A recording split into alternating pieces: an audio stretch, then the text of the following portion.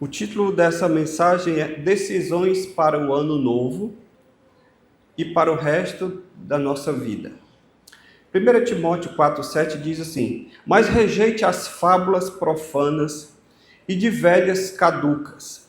Exercite-se pessoalmente na piedade. Se quiser se levantar, então se levante aí, em reverência à palavra. Versículo 8.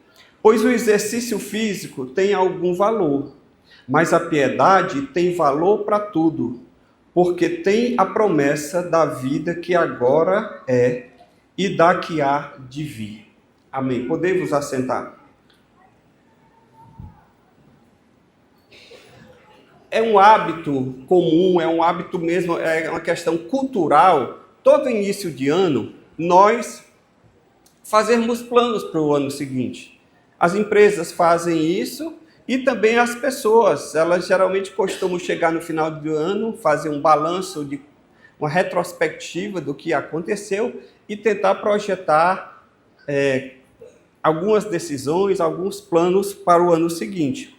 Na semana passada, no culto pela manhã, nós começamos a meditar sobre algumas decisões que Jonathan Edwards ele tomou na sua vida quando ele ainda era jovem. Jonathan Edwards ele escreveu uma lista de decisões que ele iria adotar para a sua própria vida. E essa lista ela foi crescendo, porque à medida em que o tempo ia passando, ele ia acrescentando, e essa lista de decisões chegou ao número de 70 decisões.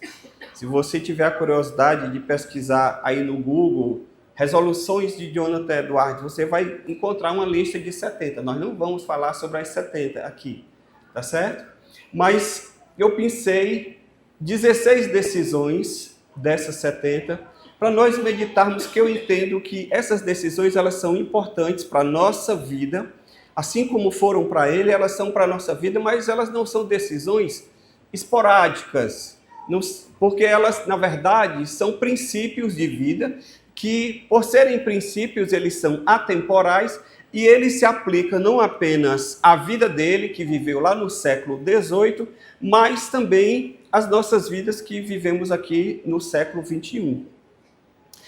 Pastor, e quem foi esse Jonathan Edwards? Para o senhor estar usando ele como referência de decisões importantes que eu devo adotar para a minha vida? Bom, Jonathan Edwards ele foi um pastor que viveu no século XVIII nos Estados Unidos. Ele foi um homem que foi tremendamente usado por Deus para um grande reavivamento naquele país. E hoje ele é considerado pelos historiadores como uma das mentes mais brilhantes da história dos Estados Unidos. E ele escreveu muitos livros. Se você tiver a oportunidade de garimpar aí na internet, você encontra inclusive em PDF para você baixar. Mas o que foi que marcou o ministério de Jonathan Edwards? É que Deus usou tanto a vida dele como instrumento de avivamento que ele marcou a sua geração. Conta-se que ele pregava com tanta unção, com tanta força do Espírito, que um dia ele pregou uma mensagem intitulada Pecadores nas mãos de um Deus irado. E nessa mensagem ele falou sobre o perigo do inferno, o perigo de viver longe de Deus. E é interessante que ele não pregou como eu estou falando aqui com vocês. Eu não sei se ele tinha problema de visão, o que foi que aconteceu, mas dizem os historiadores que ele simplesmente escreveu o sermão e ele só leu. E ele não olhava para o público, mas a convicção daquilo que ele estava ministrando foi algo tão grande sobre o auditório que as pessoas se seguravam nas cadeiras, gritando com medo de caírem no inferno. Tamanha era a realidade que ele estava descrevendo o inferno. E esse sermão ele já foi publicado, inclusive em português. Conta-se que, certo dia, um pastor resolveu replicar esse sermão dele. E não aconteceu nada. Ele leu o sermão todo e simplesmente não aconteceu nada. Por quê? Porque não é o ler, não é o falar simplesmente, mas é a unção de Deus que está sobre a vida das pessoas que estão ministrando. E eu quero, em nome de Jesus, aqui replicar, não o sermão, mas algumas resoluções que ele tomou para a sua vida, que eu acredito que são importantes para a minha vida e também são importantes para a sua vida. Amém? Amém. Vocês estão até aqui comigo? Amém. Na semana passada, quando nós começamos a ministrar, nós falamos apenas sobre 2 decisões, porque era culto de Santa Ceia e não deu muito tempo para falar mais. Eu espero hoje falar um pouco mais. As 2 decisões que nós falamos na semana passada foi, primeira, que você deve viver uma vida orientada pela glória de Deus, ou seja, tudo que você vai fazer, você deve ter como objetivo promover a glória de Deus, perguntar para si mesmo o seguinte: isso que eu estou fazendo, esse convite que eu estou recebendo, essa proposta que eu estou recebendo, isso que eu estou pretendendo fazer, isso vai trazer glória ao nome de Deus? Isso vai engrandecer o nome do Senhor? Eu vou poder contar com a bênção de Deus sobre isso? Se a resposta for não, então aquilo não é para você, se você de fato deseja andar com Deus. E a segunda decisão, sobre a qual nós falamos, que foi viver uma vida comprometida para o bem do próximo, ou seja, você ser uma bênção na sua vida, você ser uma pessoa de paz, uma pessoa que promove o amor, a bondade, a harmonia, que você está preocupado com que a sua vida possa fazer diferença na vida das pessoas. Que você, ao passar por essa vida, você não apenas ocupe um espaço, coma feijão, coma arroz ou carne, e que lance o restante no interceptor oceânico. Não, mas que você faça diferença na vida das pessoas, para que quando você vier a passar por essa vida, você falecer, e no dia do seu velório, não aconteça de alguém dizer assim: já foi tarde. Não, que alguém possa dizer no seu velório, dizer: olha, ele fez diferença na minha vida, ela me impactou em algum momento da minha vida, que você decida viver dessa forma. Amém? Amém. Dando continuidade hoje, eu queria falar sobre uma terceira decisão. Qual é, pastor, a decisão que eu preciso tomar hoje, que eu estou no início do ano e que eu devo levar para todo esse ano e, quiçá, para o resto da minha vida? É que você viva uma vida alimentada pela palavra de Deus. Amém?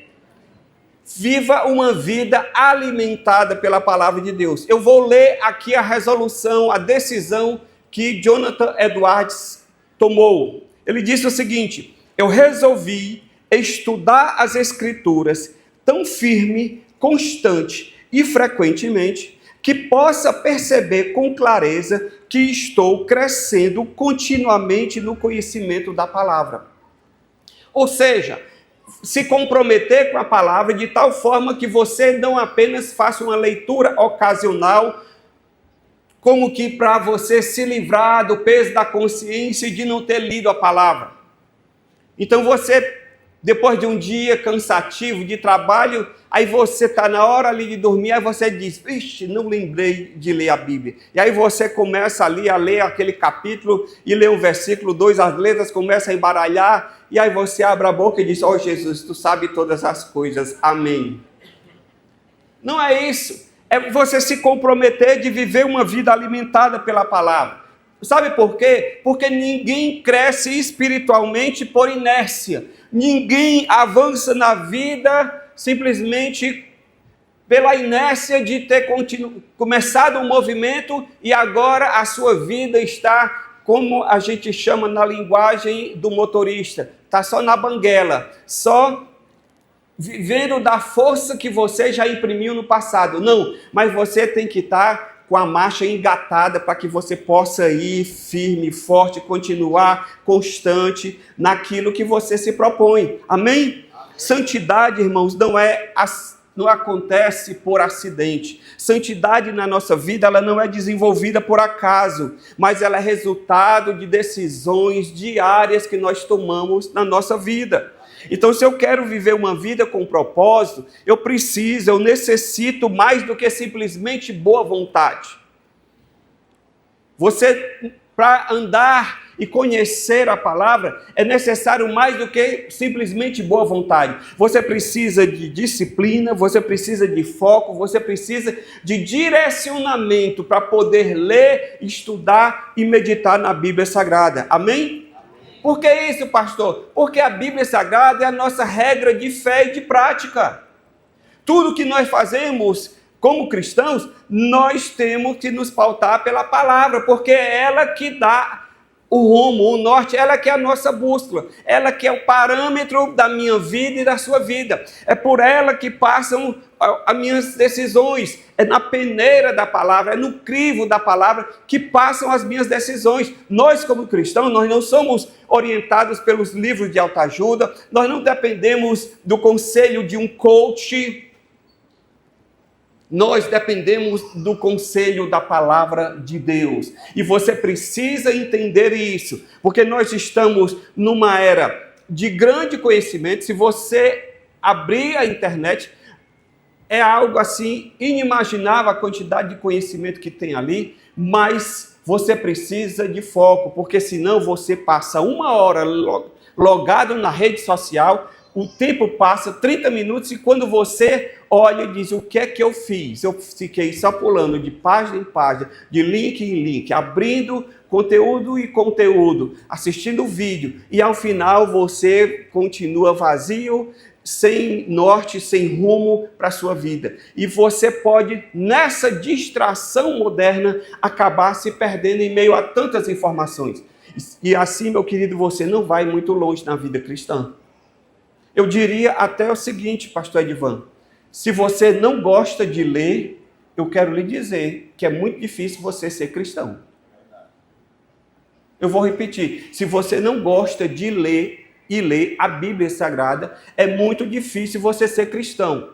Por quê? É impossível? Não, porque Deus não iria excluir os analfabetos. Mas até pessoas analfabetas, eu já vi pessoalmente testemunho de pessoas que elas eram analfabetas e que elas se converteram e elas oraram a Deus e pediram, Senhor, eu quero ler tua palavra. E sabe o que foi que aconteceu? Deus deu o dom da leitura para aquela pessoa de forma miraculosa e sobrenatural, que ela consegue ler a Bíblia Sagrada. Mas se você tirar a Bíblia Sagrada e der qualquer outro livro para ela ler, ela não consegue ler. Explique isso. É algo sobrenatural. Sabe por que Deus faz isso? Para mostrar a importância que tem de você meditar na palavra. Então você precisa se alimentar da palavra. Amém? Pastor, isso tem base bíblica? Tem. O Salmo 119, versículo 105 diz, lâmpada para os meus pés é a tua palavra e luz para o meu caminho.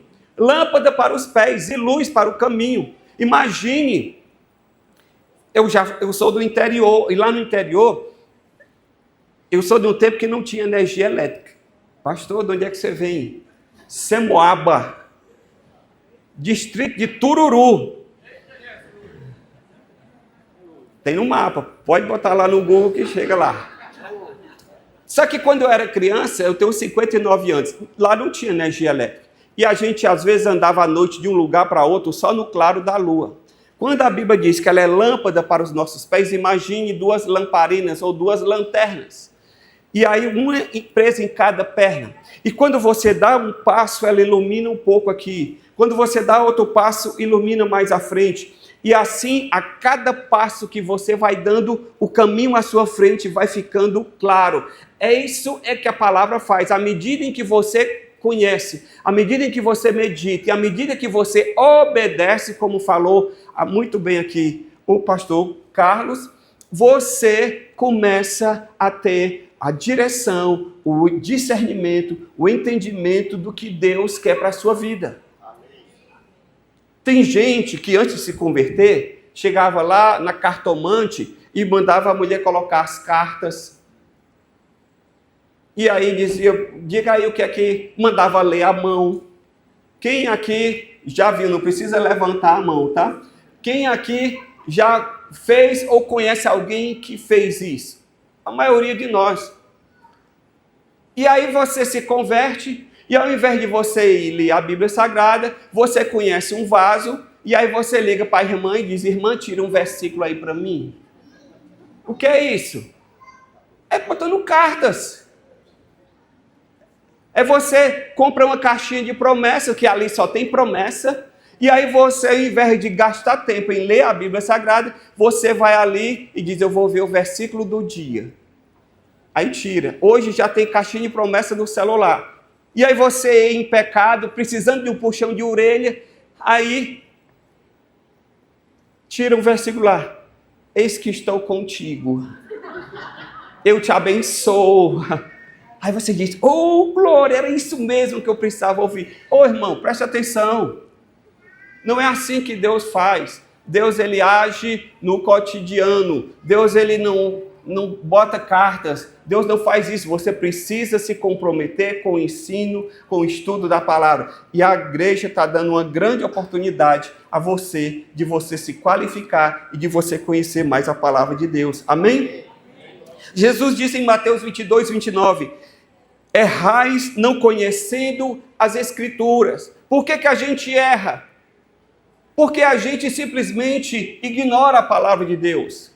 A gente simplesmente gasta tempo com muitas outras coisas na nossa vida e ignora a palavra de Deus.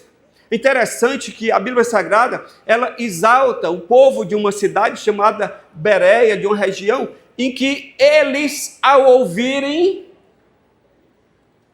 a palavra, a pregação, eles simplesmente não aceitaram de pronto. O que foi que eles fizeram? Eles foram conferir na Escritura se aquilo que estava sendo pregado tinha base bíblica. E olhe que eles não tinham o acesso que eu e você temos hoje. Em Atos 17:10 diz assim: e logo de noite os irmãos enviaram Paulo e Silas para Bereia. Tendo ali chegado, foram à sinagoga dos judeus. Ora, estes eram mais nobres do que os de Tessalônica, porque receberam a palavra com toda avidez, examinando diariamente as Escrituras, para ver se essas coisas eram assim. Imagine, irmãos, você está recebendo a visita do apóstolo Paulo. Não era o pastor Joaquim, não era o pastor Edivan, era o apóstolo Paulo, que escreveu a maior parte do Novo Testamento, que teve revelações de Deus que a Bíblia Sagrada diz que a ele não foi permitido contar aquilo que ele viu. E aí Paulo chega, aí os irmãos escutam, e depois, sabe o que é que eles fazem? Gente, agora nós vamos conferir as Escrituras para ver se aquilo que ele está falando procede. E isso é salutar, e não simplesmente porque alguém chegou aqui e bateu aqui, o pé rodou e diz: eis que te digo, aí você já chega logo: Jesus! Não é assim, irmãos. Nós somos uma igreja pentecostal, somos, mas você precisa ter alicerce da palavra. Sabe por quê? Uma coisa bem simples. Eu já estive à frente de igreja e eu sei que a gente, enquanto pastor, a gente filtra, a gente procura olhar a vida de quem vem ao púlpito para pregar. E o pastor Pedro, eu sei que ele faz isso, ele é criterioso, mas ele não tem como saber 100% do que a pessoa vai dizer. Então ele pode chegar aqui e um homem de Deus, um profeta, e o profeta pregar a palavra, e lá no meio da palavra, ele dá uma escorregada aqui, e aquela escorregada era algo que te tocou, e você diz: peguei. E aquilo que você pegou foi exatamente o que você não devia pegar. Por quê? Porque não tem respaldo bíblico. Então você precisa conhecer a palavra. Amém. Quando você come peixe, você come a carne com as espinhas? Não.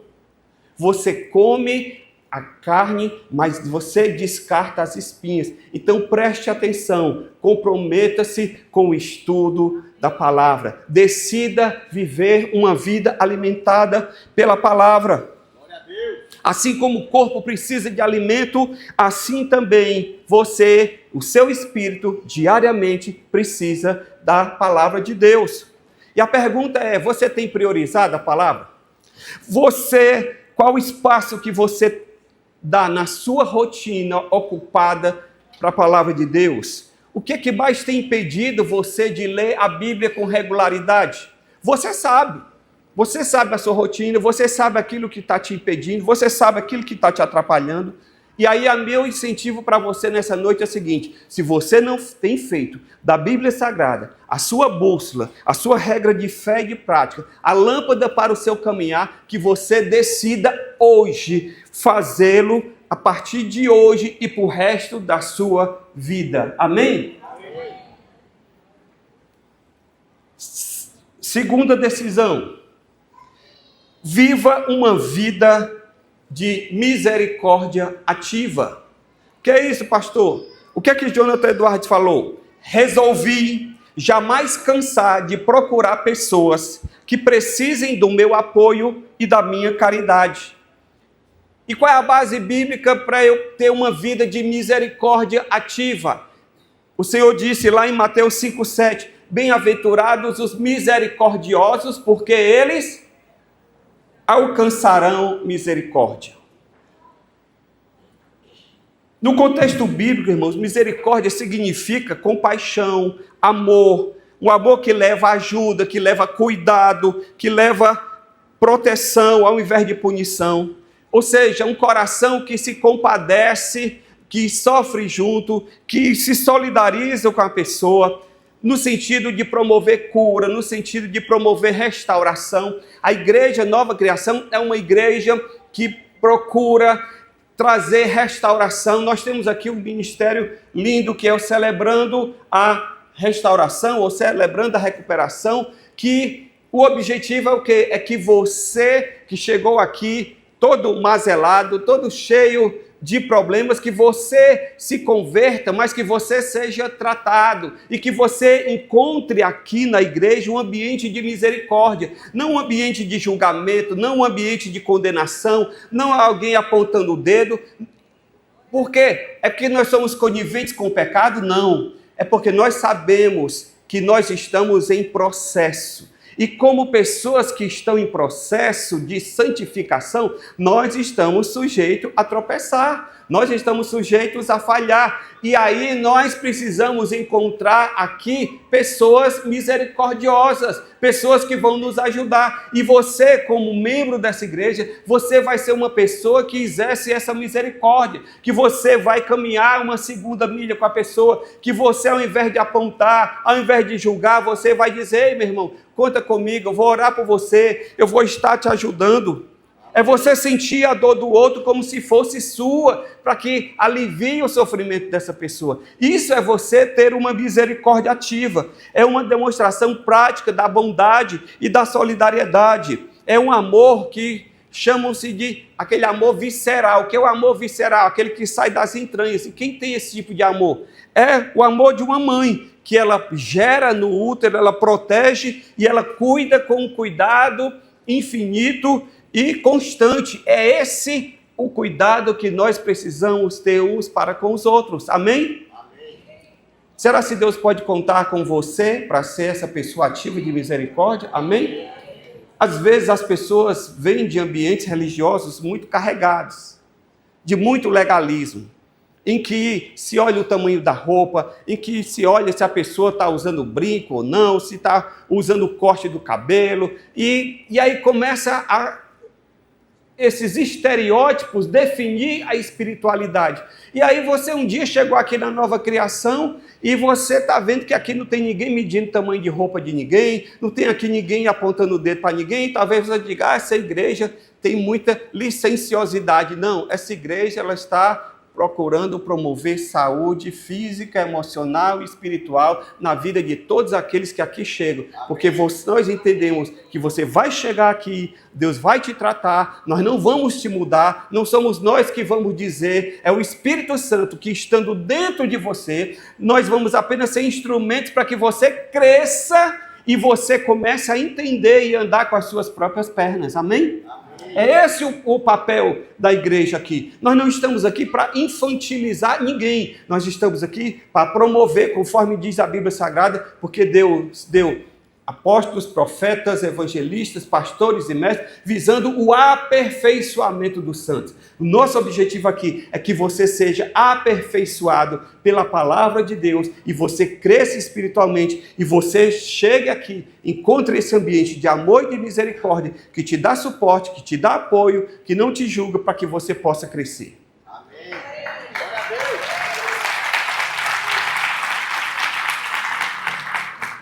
Misericórdia na Bíblia não é apenas um sentimento, mas é uma compaixão em movimento. É algo que a gente faz de forma prática.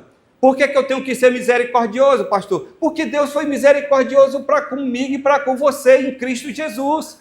Jesus morreu na cruz do Calvário por mim e por você. Paulo diz lá em Romanos 5,8 que Deus prova o seu amor para conosco pelo fato de ter Cristo morrido por nós, sendo nós ainda pecadores. Ou seja, mesmo sem nenhuma demonstração de reconhecimento do amor de Deus, Deus decidiu nos amar por sua misericórdia. E se o Espírito Santo de Deus está em mim e ele se move em mim, eu sou chamado como cristão a viver e praticar essa mesma misericórdia da qual eu fui objeto, da qual eu fui alvo.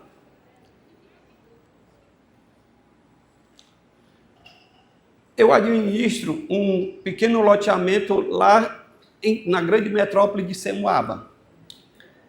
E com esse loteamento, na verdade, é o quintal da casa do meu pai, que a gente loteou porque ele está com 97 anos e a aposentadoria dele de um salário mínimo não é suficiente para cobrir os custos de manutenção da casa, de remédio, de cuidadora.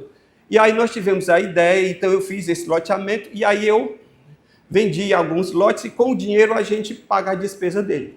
E quando foi agora no final do ano, vários clientes estavam inadimplentes e vieram me procurar e aí eu dispensei juros e multas para poder facilitar e a pessoa colocar em dia. Teve um camarada lá que ele tem uns 4 a 5 lotes. Dispensei juro, multa, beleza, ficou morto de feliz porque colocou em dia. Pá! Isso agora no final do ano. Quando foi ontem, eu recebi uma mensagem dele. Olha, é porque eu achei aqui uma parcela que você me cobrou, eu achei aqui o comprovante e eu queria saber se eu posso deduzir nos próximos pagamentos. Eu disse, meu amigo, deixa eu te dar uma informação. Eu acabei de dispensar um monte de dinheiro seu de juros e multas. E tu está querendo fazer questão por uma parcela? Ok, eu vou considerar, mas também desconsidere todos os juros e multas que eu dispensei de você e a gente vai fazer um encontro de contas. E aí você vai ver. Aí ele disse, não, deixe quieto. E aí eu estava comentando com a minha mulher, é semelhante àquela pessoa que era um devedor, que a Bíblia Sagrada diz, que ele foi perdoado de uma grande dívida, e quando ele sai dali, ele encontra alguém que devia a ele uma merrequinha, e aí ele agora quer executar a vida daquela pessoa, esquecendo-se do grande perdão que ele teve. Irmão, deixa eu dizer uma coisa para você. Você foi perdoado pela misericórdia de Deus. A misericórdia de Deus te alcançou. Você não pôde pagar o preço da sua salvação. Então você precisa entender que quando você foi alcançado pela misericórdia de Deus, você agora não pode se colocar como juiz do mundo, como palmatória do mundo e querer agora que a ferro e a fogo, todo mundo passe no seu crivo. Ei, tenha misericórdia, porque você também foi alcançado pela misericórdia de Deus.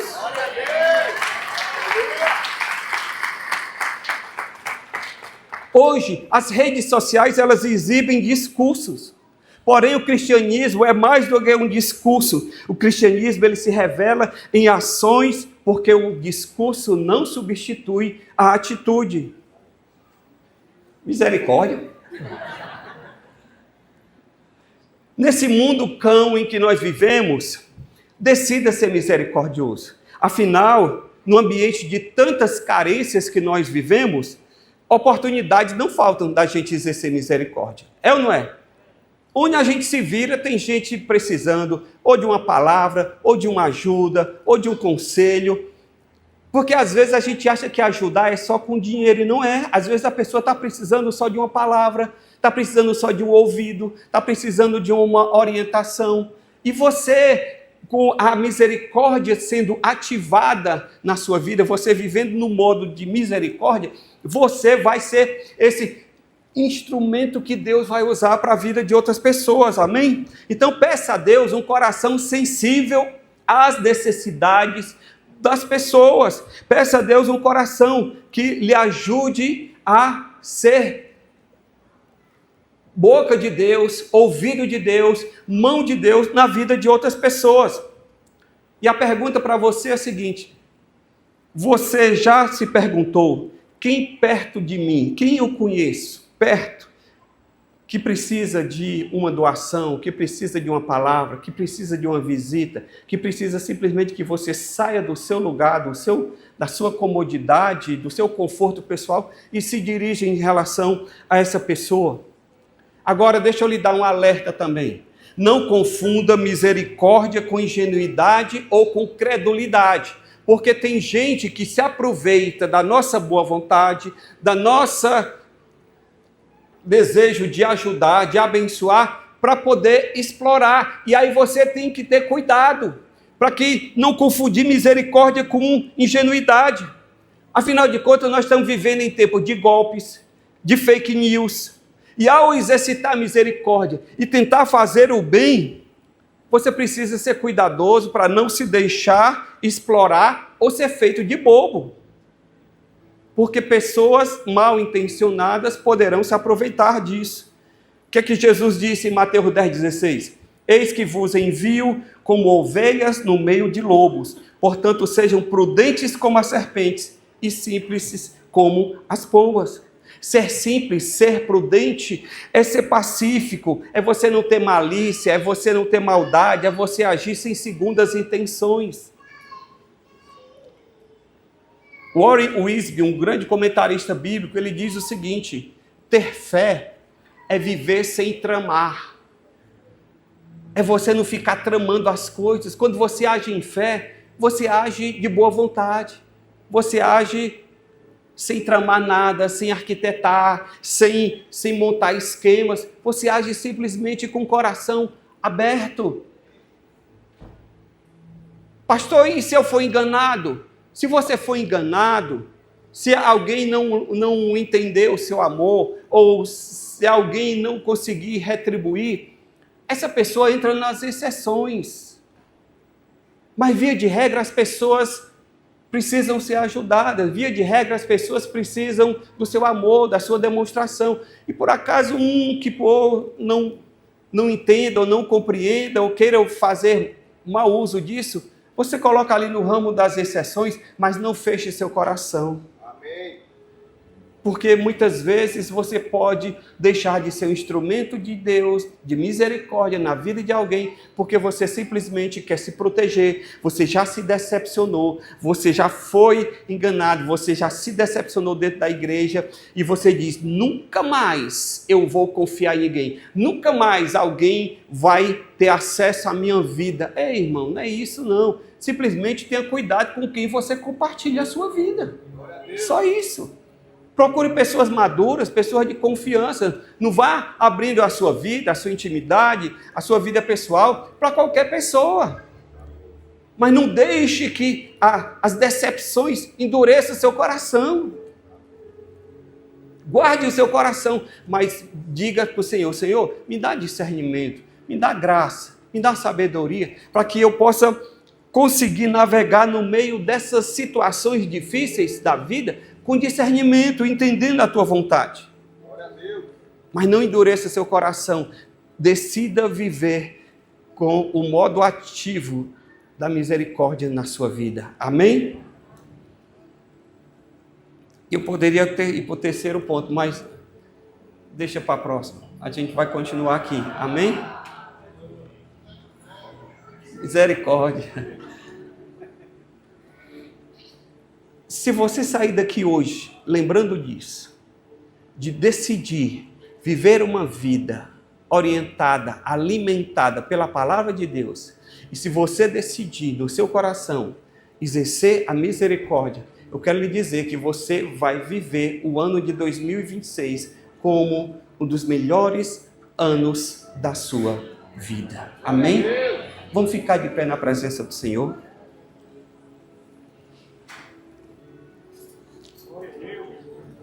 Pergunta que não quer calar é a seguinte: o que é que você vai fazer com aquilo que você ouviu? Você simplesmente vai dizer, gostei, foi legal. Lê a Bíblia, né? Vou inserir aqui como 15ª atividade no meu dia, se der tempo. Ou, se por acaso Deus tocar no meu coração para abençoar, para ser bênção na vida de alguém, eventualmente eu posso até fazer. Não. Quero que você saia daqui hoje dizendo o seguinte: Deus, eu vou me comprometer contigo de ler a tua palavra. Eu vou me comprometer contigo. Porque, irmão, se você começar a ler a palavra, ser misericordioso vai ser consequência. Não vai ser difícil. Porque Deus vai estar te encharcando tanto, te direcionando tanto, te trazendo tanta luz, tanta compreensão, tanta revelação, tanto entendimento, que vai ser impossível você continuar sendo turrão, sendo duro, sendo de coração fechado. Você vai ser uma pessoa que vai fazer diferença na vida dos outros. Amém. Mas tudo começa aqui, pela base. Não adianta a gente falar de telhado de uma casa sem ter feito o alicerce. Amém. E o alicerce é a palavra de Deus. Glória a Deus. Eu sei que aí na internet tem muitos planos de leitura bíblica, que você pode baixar um deles. Mas eu queria desafiar você nessa noite a tomar uma decisão. O que você vai fazer com essa decisão, Deus vai te dar direção, mas você precisa dar o primeiro passo. E o primeiro passo é dizer: Deus, eu vou me comprometer com a tua palavra em 2026. E aí eu queria orar por você, para que Deus confirme isso. Que às vezes a gente coloca como uma boa intenção, mas que eu quero orar para que Deus te dê foco, para que Deus efetue em você tanto o querer quanto o realizar. Não apenas o querer, você pode estar querendo, mas você diz: olha, eu não tenho forças. Pois o Senhor vai te dar forças nessa noite, em nome de Jesus. Sabe por quê? Por que eu sei, pastor? Porque o que eu estou falando aqui é vontade de Deus. A Bíblia Sagrada diz que nós devemos conhecer e prosseguir em conhecer o Senhor. Então, é vontade de Deus que você conheça a palavra dele. Porque é na palavra dele que está toda a revelação e o conhecimento. Talvez, como disse o pastor Carlos aqui, você já tenha feito muitos cursos. Você já se preparou, você é douto, você é expert na sua atividade profissional, você é extremamente competente, você é desenrolado. Mas talvez você nunca tenha encarado o estudo da palavra de Deus de forma séria. E eu quero, ao final dessa mensagem, te dar um roteiro para você da mensagem, mas eu quero, se você me der o seu zap, eu vou mandar para você alguns materiais que vão te ajudar nesse propósito, nessa leitura. Amém? Mas eu quero antes orar por você.